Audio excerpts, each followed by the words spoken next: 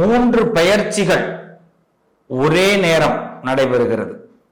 இந்த 3 பெயர்ச்சிகளால் நமக்கு திக்குமுக்கு ஆட வேண்டிய நிலை ஏற்படுது. 12 ராசிக்காரர்களுக்கும் இந்த 3 பெயர்ச்சிகள் திக்குமுக்கு ஆட வேண்டிய நிலை. இப்ப சாதாரணமா ஆடினாலே பெரிய கஷ்டம். நம்ம திக்குமுக்கு ஆயிட்டோம்னா அப்படின்னா என்ன சொல்லுவாங்க? கிழக்க போறதா, மேற்க போறதா, வடக்க போறதா, தெற்க போறதா, நான் என்ன செய்யறது? கடன் வாங்குறதா, கடன் வாங்காம இருக்கிறதா, கல்யாணம் பண்றதா, கல்யாணம் பண்ணாம இருக்கிறதா, குழந்தை பெத்துக்கிறதா, பெத்துக்காம இருக்கிறதா, தொழில் ஆரம்பிக்கிறதா, வேண்டாமா? இப்படி ஏகப்பட்ட குழப்பங்கள் நம்ம வாழ்க்கையில இருக்கும். இந்த குழப்பத்துக்கெல்லாம் ஒரு விடை கிடைக்க போகுது. ஒரு விடை கிடைச்சிருச்சுன்னா பிரச்சனை கிடையாது. ஒரு 3 விடை கிடைக்குதுன்னு வச்சுங்க, அப்ப எல்லாருக்கும் சிரமம் தானே. அப்ப 3 விடை கிடைக்கக்கூடிய நேரம் நம்ம வாழ்க்கையில. இது மாதிரிலாம் சில நேரங்களில தான் நமக்கு ஒரு நல்ல வாய்ப்புகள் கிடைக்கும். அதனால நமக்கு ஒரு நல்ல விஷயம் 3 நடக்க போகுது. நல்ல விஷயம் 3 நடக்க போகுது. அதனாலதான் இது எதை நம்ம எடுத்துக்கிறது, ஃபர்ஸ்ட் எதை எடுத்துக்கிறது, செகண்ட் எதை எடுத்துக்கிறதுன்னு இருக்கு. அதனால இப்ப நம்ம சமயோஜிதமாக செயல்பட வேண்டும் 12 ராசிக்காரர்களும். அது என்ன சமயோஜிதமா செயல்படணும் அப்படின்னா, எது நமக்கு முதல்ல வேணும், எது 2வது வேணும், எது 3வது வேணும். இந்த 3வது ஒண்ணு கிடைச்சிருச்சுன்னா முன்னாடி இருக்க 2 கூட கிடைக்கலாம். இது மாதிரிலாம் யோசிக்கணும். ஒருத்தருக்கு இப்ப கல்யாணம் நடக்கணும், இல்லைன்னா வேலைக்கு போகணும், இல்லைன்னா இப்ப அவருக்கு ஒரு வீடு கட்டணும். இப்போ 3 பிளான் கிடைக்குது. வீடு கட்டுறதுக்கு பேங்க் லோன் கொடுக்குறாங்க, கல்யாணத்துக்கு பொண்ணு பார்த்தாச்சு, பொண்ணு முடிய போகுது, நம்ம ஓகே சொன்னா பொண்ணு முடியுது, வேலைக்கு வெளிநாட்டில் வேலை கொடுக்கறதுக்கு தயாராகிட்டாங்க, நீங்க வாங்கன்னு சொல்லி அப்ளை பண்ணியிருந்திருக்கோம் முதல்ல, இப்போ விசா கிடைக்க போகுது. இது 3ல இப்போ எதை நம்ம சூஸ் பண்றது? ஆனா 3மே எல்லாமே குறிப்பிட்ட காலம்தான். பேங்க் மேனேஜர் மாறிட்டாருன்னா பேங்க் லோன் கேன்சல் ஆயிடும். அதே மாதிரி கல்யாண வீட்டில் நம்ம சரியான ரிப்ளை பண்ணலன்னா அவங்க வேற மாப்பிள்ளை பார்க்க ஆரம்பிச்சிருவாங்க. இப்போ வேலைக்கு பார்த்தீங்கன்னா அதே மாதிரி தான். விசாவுக்கு நம்ம எந்த பதிலும் சொல்லலை, அப்போ அதை மறுத்துட்டோம் அப்படின்னா அவங்க வேற ஆளுக்களை வேலையை போட்டுருவாங்க. ஆனால் இப்போ இது 3 நமக்கு கிடைக்கணும். இது மாதிரி தான் உள்ள நிலை இப்போ ஆரம்பிக்க போகுது. திக்குமுக்காடுற நிலை. நல்லது கெட்டது கிடையாது, கெட்டதுல திக்குமுக்காடணும்.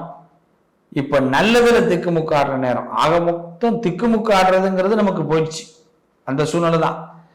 ஆனா அதை சமயோஜிதமா பயன்படுத்தணும். சமயோஜிதமா பயன்படுத்தணும். பேங்க் லோனுக்கு நம்ம அக்செப்ட் பண்ணிடணும், எழுதி கொடுத்துடணும்.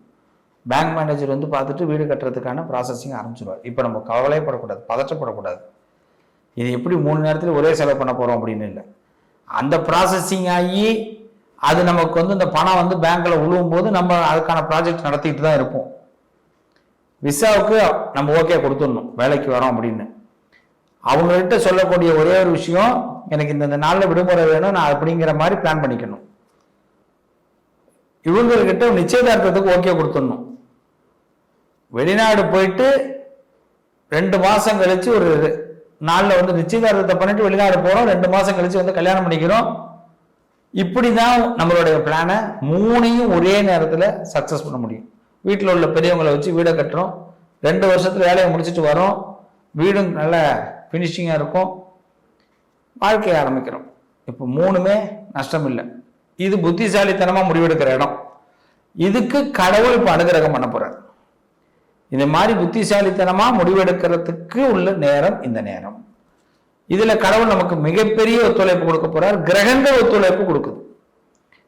அப்படி இந்த 3 விஷயங்களையும் எந்தெந்த ராசிக்காரர்கள் எப்படி ஹேண்டில் பண்ணணும்? மீனம், மீன ராசி 7.5 சனி நடக்குது.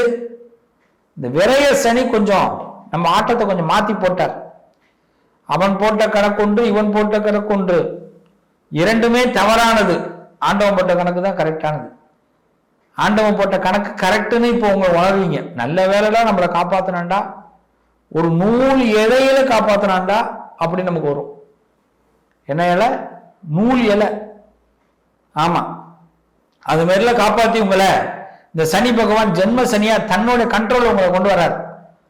இந்த ஜென்ம சனி வரும்பொழுது 7வது சனியில ஜென்ம சனி வருதுன்னு பயமே வேண்டாம் மீனராசிக்காரர்களே. இது முதல்ல தெளிவா வச்சுக்கங்க. சனி உங்களை சேவ் பண்றார். என்னைக்குமே ஒண்ணு தெரிஞ்சுங்க, நம்ம யாரோட ஒருத்தவங்க கட்டுப்பாட்டுல இருக்கிறோம்னா நாம ரொம்ப அதிர்ஷ்டசாலின்னு அர்த்தம். நம்ம யாருமே கட்டுப்படுத்தலைன்னா நம்ம துரதிர்ஷ்டசாலின்னு அர்த்தம். ஏன்னா நல்லா இருக்கணும்னு நினைக்கிறவன் மட்டும் தான் நம்மளை கட்டுப்படுத்துவான். நாசமா போன எவனாச்சும் நினைச்சானா ஏன் கட்டுப்படுத்த போறான்? எவன் கட்டுப்படுத்துவான்? ஒரு பேரும் கட்டுப்படுத்த மாட்டான், போட்டு விட்டுருவான். நல்லா இருக்குன்னு நினைக்கிறனால என்ன சொல்லுவான்?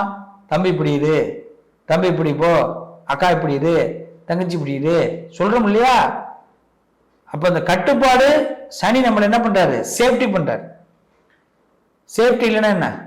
ரொம்ப ஜாலியா இருக்கும். அந்த ஜாலி வேண்டாம். ஜாலி என்னைக்குமே ஒன் டே தான் இருக்கும். ஒன் டே ஜாலி, மண்டே காலி, இதான் சொல்லுவாங்க. புரியுதா? அதனால ஒரு நாள் ஜாலியெல்லாம் வேணாம். வாழ்க்கை முழுக்க ஜாலியா இருக்கணும். அதுக்கு என்ன பண்ணலாம்? யாராவது கட்டுப்பாட்டில் இருக்கணும்.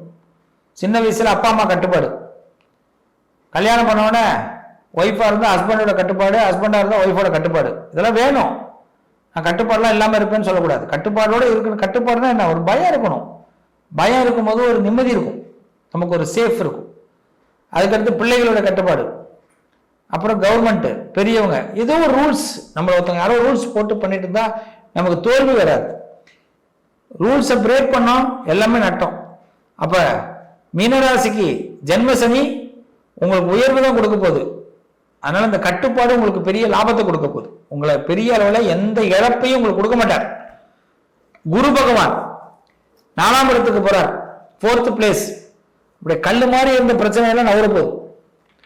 நம்ம ஒரு பிரச்சனை நவுத்த முடியல சார், எனக்கு என்ன சார் இது 1.5 வருஷமா போட்டேன்னு எதை பண்ணாலுமே ஃபெயிலியர் ஆகுது சார், என்ன பண்ணாலுமே ஃபெயிலியர் ஆகுது, எல்லா கணக்குமே தப்பு, நானே பெரிய ஆளு சார், கணக்கு போட்டு வாழ்றாரு, என் கணக்கெல்லாம் எப்படி தப்பா போகுது? இப்படி திங்க் பண்ண உங்களோட லைஃப்ல இந்த கணக்கு இப்ப டேலி ஆக போகுது. எல்லா அந்த நகரும் வாழ்க்கை ஒரு வட்டம்னு சொல்லுவாங்க. மேலே இருக்கிறவன் கீழே இறங்குவான், கீழே இருக்கிறவன் மேலே ஏறுவான் சொல்றாங்க இல்லையா? அது மாதிரிதான் இப்ப நமக்கு இருக்கிற பிரச்சனை விலக போகுது. அதுதான் இப்ப குரு உங்களுக்கு செய்ய போறார். நிறைய விஷயத்தை உணர வைக்க போறார். ரொம்ப நல்லது செய்யக்கூடிய நேரம். ஏன்னா குருவோட வீடு இந்த குரு வீடு. இந்த குரு இந்த இடத்துல உங்க ராசியிலிருந்து 4ஆம் வீட்டுல உள்ள போறார். அவர் ராசியிலிருந்து கவுண்ட் பண்ணீங்கன்னா 10ஆவது வீட்டுக்குள்ள வந்துருவார். அவர் ராசியிலிருந்து அவருடைய 10ஆவது வீடு இந்த பக்கத்துல பார்க்கும்போது இது 4ஆவது வீடு. ஆனா 4ஆவது வீட்டுல இருந்து அவர் யாரை பார்த்தாருன்னா அவரோட இடத்தை பார்ப்பார். தனுசு ராசியை பார்ப்பார். தனுசுக்கு அதிபதி குரு.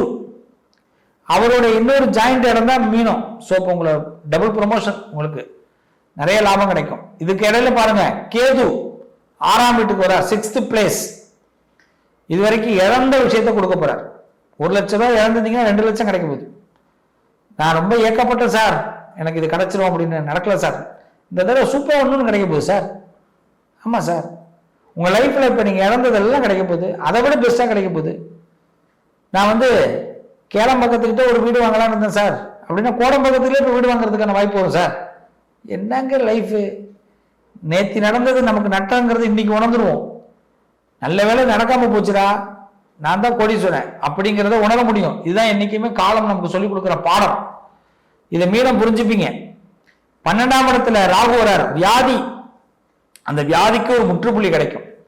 என் உடம்புல என்ன பிரச்சனைனே தெரியாம இருந்தேன் சார், இப்ப கண்டுபிடிச்சிட்டேன் சார், நான் சரியா டேப்லெட்லாம் எடுத்துக்கிறேன், சரியா சாப்பிட்றேன், அந்த வியாதியை கட்டுப்படுத்திட்டேன். ஆனா கொஞ்சம் செலவு பண்ணேன். என்னத்துக்காக? நான் ஆரோக்கியமா வாழ்றதுக்காக. இதை ராகு உங்களுக்கு கொடுப்பார். சில பேர் கோர்ட்டு கேஸுக்காக கொஞ்சம் செலவு பண்ணணும், ஆனா ஜெயிச்சிருவீங்க. வெற்றிக்காக தானே கோர்ட்டுல கேஸ் போட்டோம், செலவு பண்ணி தானே வரணும். அதனால இதெல்லாம் நடக்க போகுது. சிறப்பா இருக்க போறீங்க. 3 பேர்ச்சிகளும் திக்கு முக்காட வைக்க போகுது. Best of luck, all the best. சிறப்பா இருப்பீங்க. முருகனை அதிகமா வழிபாடு பண்ணுங்க. திருச்செந்தூர் முருகன் தான் சத்ரு சம்ஹார மூர்த்தி. உங்களோட எதிரிகள் எல்லாம் சம்ஹாரம் பண்ண போறான், உங்களுக்கு வெளிச்சத்தை கொடுக்க போறான். வாழ்த்துக்கள், நல்லதே நடக்கும்.